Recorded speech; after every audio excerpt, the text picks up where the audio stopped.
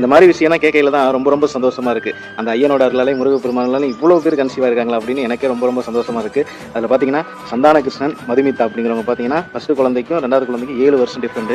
7 வருஷமாக அடுத்த குழந்தை நிற்கலன்னு சொல்லி பூஜை பண்ண சொல்லியிருந்தாங்க. நம்ம பூஜை பண்ணியிருக்கோம். அது மூலியமாக இப்போ நான் கர்ப்பமாக இருக்கேன் அப்படின்னு சொல்லி அவங்க சொல்லியிருக்காங்க.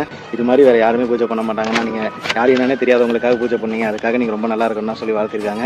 எல்லாருமே நம்ம குடும்பம் தான். அடுத்து பார்த்தீங்கன்னா ராம்குமார் தீர்த்தின்னு சொல்லி 4654வது பேராக நம்ம பூஜை பண்ணியிருக்கோம்.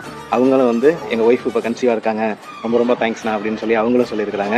அடுத்து பார்த்தீங்கன்னா தளபதி அருண் 71ன்னு சொல்லி அவங்க ஐடியில் வந்து பார்த்தீங்கன்னா, அண்ணா நீங்கள் செஞ்ச பூஜை என் மனைவி இன்னைக்கு கர்ப்பமாக இருக்காங்கண்ணா, உங்களோட பூஜை பழிச்சிருச்சண்ணா, ரொம்ப ரொம்ப நன்றிண்ணான்னு சொல்லியிருக்கிறாங்க.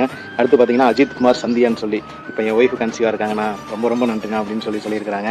அடுத்து பார்த்தீங்கன்னா கோமதி தீபக் அப்படின்னு சொல்லி இவங்களோட ஃப்ரெண்டுக்காக இவங்க அனுப்பியிருக்காங்க. அவங்க ஃப்ரெண்டு பார்த்தீங்கன்னா கிறிஸ்டின் சேர்ந்தவங்க, இருந்தாலும் அவங்க அனுப்பியிருக்காங்க, நம்மளை நம்பி ஐயனை நம்பி பூஜைக்கு அனுப்பியிருக்காங்க. அதே மாதிரி அவங்களும் கன்சீவாக இருக்காங்களாம், இப்போ 3 மாதம் கன்சீவாக இருக்காங்கன்னு சொல்லி சந்தோஷமாக சொல்லியிருக்காங்க. அடுத்து பார்த்தீங்கன்னா மகேஸ்வரிங்கிறவங்க, அண்ணா நான் 3 மாதமாக கர்ப்பமாக இருக்கேண்ணா, ரொம்ப ரொம்ப நன்றிண்ணான்னு சொல்லியிருக்கிறாங்க. அடுத்து பார்த்தீங்கன்னா சுரேஷ் கௌதமி அப்படின்னு சொல்லி 5766வது பேரா அவங்களும் பார்த்தீங்கன்னா, அண்ணா நாங்கள் ஹாஸ்பிட்டல் போயிட்டோண்ணா, கன்ஃபார்ம் பண்ணிட்டாங்கண்ணா, நானும் கன்சீவாக இருக்கேண்ணா, ரொம்ப ரொம்ப நன்றிண்ணா, நல்லபடியாக குழந்தை பிறக்குன்னு சொல்லி வேண்டிக்கங்கண்ணா அப்படின்னு சொல்லியிருக்காங்க. இவங்க எல்லாரும் நல்லபடியாக குழந்தையை பெற்றெடுக்கணும், நான் தாய் பிள்ளையும் நல்லபடியாக நலமுடன் வரணும்னு சொல்லி நான் வணங்குற அந்த ஐயனை முருகப்பெருமானை நான் வணங்குற சமயபுர ஆத்தாலையும் வேண்டிக்கிறேன்.